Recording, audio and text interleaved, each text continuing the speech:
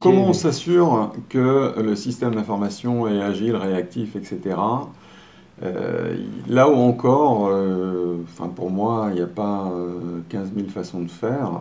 Il faut mettre en place dans le SI un certain nombre de briques, finalement, d'architecture et d'infrastructure qui permettront de donner de l'agilité au système d'information. Donc ça veut dire qu'on ne peut pas urbaniser un système d'information à zéro coût. C'est-à-dire que l'urbanisation, j'en suis persuadé, et l'architecture d'entreprise permet de réduire les coûts du système d'information en diminuant finalement l'hétérogénéité de ce SI. Par contre, ça coûte un peu d'argent d'urbaniser. Donc une fois que vous êtes dans une entreprise qui a compris ce message, et l'AFD est une entreprise qui a compris ce message, il faut mettre en place un certain nombre de briques. Donc le MDM, Master Data Management, pour gérer les référentiels, parce que les données sont de plus en plus importantes dans le SI, c'est indispensable. Mettre en place une plateforme d'échange dans le SI pour éviter que vos échanges interapplicatifs soient un vrai plat de spaghettis, c'est indispensable également.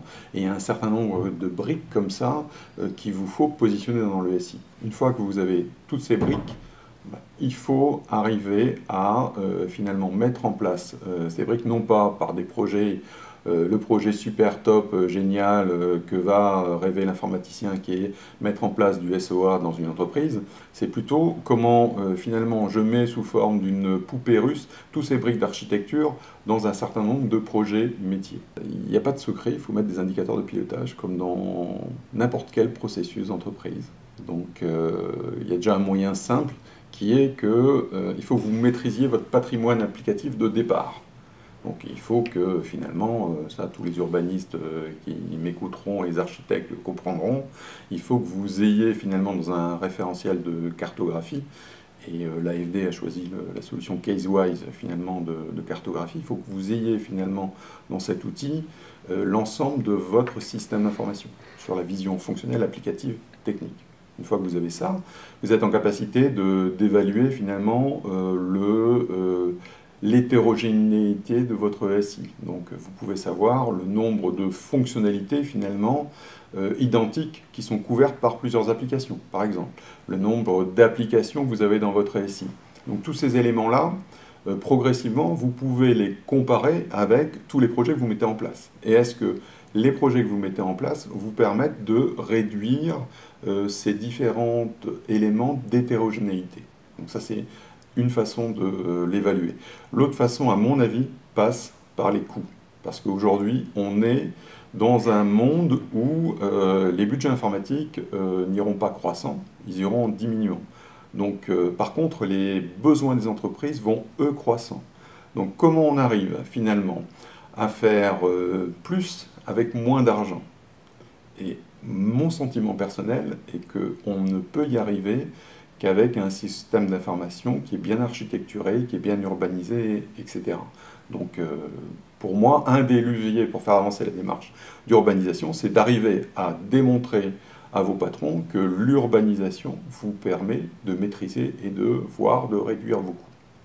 C'est pas simple. Souvent, pour des entreprises qui ont 70 ans comme l'AFD, c'est un empilement finalement de couches systèmes d'information successives qui sont amoncelées, qui sont superposées et qui sont de plus en plus complexes et plus chères à faire évoluer. Donc ça, c'est premier point. Il y a souvent aussi le manque de vision d'ensemble sur l'évolution du système d'information. C'est-à-dire qu'on va développer deux fois des choses qu'on aurait pu développer qu'une seule fois. Donc là encore, lorsque vous avez une vision finalement d'évolution de votre SI, vous arrivez mieux finalement à savoir si un projet, il faut que vous le lanciez ou pas. Si un projet, il faut le retarder et plutôt privilégier un autre projet, ce genre de choses.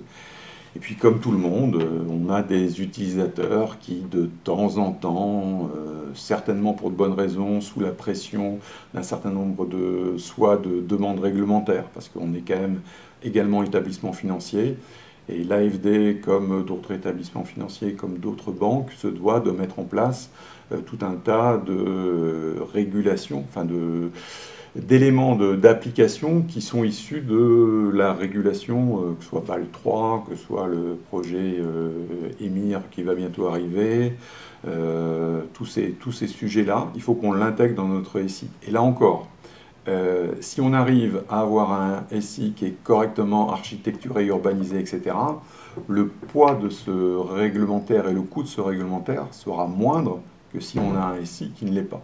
On a parlé finalement du levier coût pour faire évoluer la démarche d'urbanisation. Il y a un autre levier qui est la maîtrise des risques. Puisque finalement, lorsque vous avez un SI qui est mieux architecturé, avec une plateforme d'échange dans laquelle vous supervisez l'ensemble des flux d'informations, notamment des flux financiers qui transitent dans votre SI, tout ça contribue à maîtriser les risques, finalement, quelque part, de votre SI.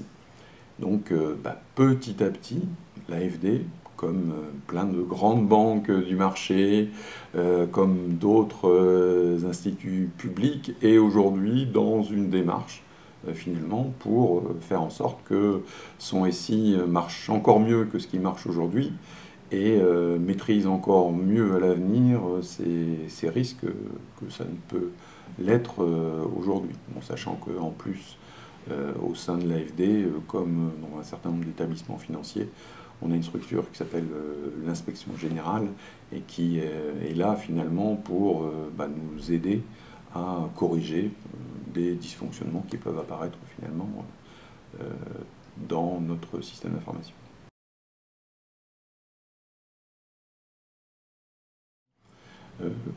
Beaucoup sont devenus architectes système d'information, pas trop par les écoles, hein, ils ont eu un cursus informatique classique, mais plus par l'expérience. Et ils ont tous finalement dans leur ADN d'être des personnes curieuses, qui aiment l'innovation, qui aiment chercher, qui aiment apprendre par eux-mêmes, qui sont capables de synthétiser de manière assez facile des choses très compliquées. Et des personnes qui, finalement, pour beaucoup viennent de la technique, mais sont de plus en plus attirées par les problématiques applicatives, fonctionnelles, voire métiers. Et ce qui me semble, moi, indispensable pour un architecte. Un architecte ne peut pas être, pour moi, surtout dans une équipe comme UAT, juste un architecte technique. On est dans un monde qui change de plus en plus, et je dirais même de plus en plus vite. Donc par rapport à ça, il n'y a pas beaucoup de secrets. Il faut aller chercher à l'extérieur ce qui marche. Donc j'encourage beaucoup finalement mes architectes à finalement assister à des séminaires divers et variés, à participer à des retours d'expérience finalement d'entreprises qui sont proches de notre activité et qui ont pu mettre en place un certain nombre de choses intéressantes, innovantes, etc. Et puis, comme tout à chacun, on lit tout ce qu'il peut y avoir sur Internet, parce qu'aujourd'hui, finalement, il y a une foultitude d'informations sur le net, et qui permettent finalement de piocher ce qui peut devenir des innovations de demain. Mais je dis bien ce qui peut devenir, parce qu'il faut arriver à distinguer le bon grain de l'ivraie et aller au-delà du discours marketing d'un certain nombre d'éditeurs. On ne peut pas urbaniser un SI et faire de l'architecture, faire notre métier, sans communiquer. On ne peut pas rester dans notre tour d'ivoire dans un coin, quoi. Pour moi, un bon architecte, un bon urbaniste, c'est quelqu'un qui va au contact des équipes, au contact des métiers, au contact des projets. Ne serait-ce que pour s'assurer que ce qu'il finalement il prêche se réalise et est bien mis en place dans les projets. Donc finalement en faisant ça, on arrive progressivement, c'est un travail de très très longue haleine, à faire comprendre à des métiers tout l'intérêt qu'il y a à rentrer dans une logique d'un projet industriel, informatique, et donc à rentrer dans le système d'information. Et on leur montre tout l'intérêt qu'il y a à faire ça, plutôt qu'à gérer des petits fichiers Excel, des petites applications Access ou autres qu'on peut trouver à l'AFD comme ailleurs, hein, donc c'est pas la majorité, mais on en a quand même quelques-unes, et on leur démontre que c'est quand même plus simple finalement de pouvoir s'appuyer sur une équipe informatique qui va superviser, qui va faire la maintenance, etc., plutôt que de s'appuyer sur une personne ressource qui peut avoir une mobilité, qui peut démissionner de l'entreprise, et finalement on se retrouve avec un métier qui a une application importante, qui peut être critique pour son business, et qu'elle n'arrive plus à maintenir. Il faut quelque part suivre l'accélération en externe et être patient en interne.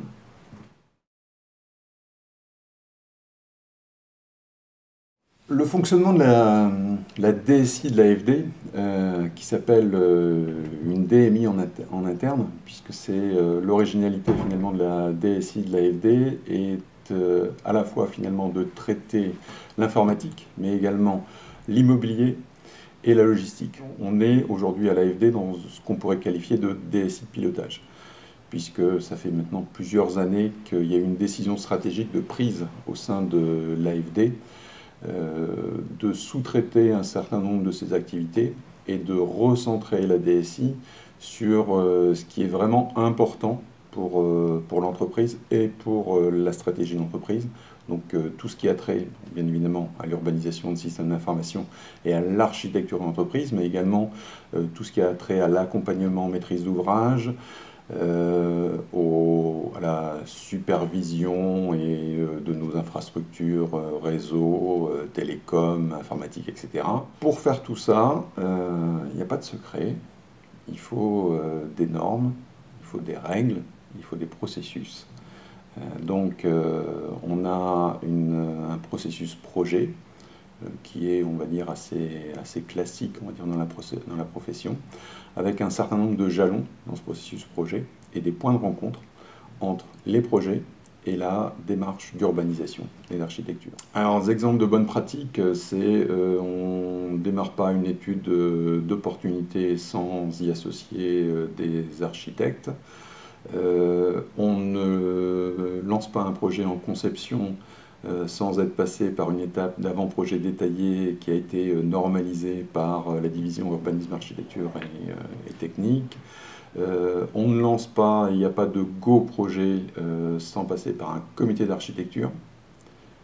Donc tout un ensemble comme ça de bonnes pratiques qui sont finalement une sorte de grand marché qu'on a fait sur l'état de l'art, les normes, etc., qui peuvent exister un peu partout.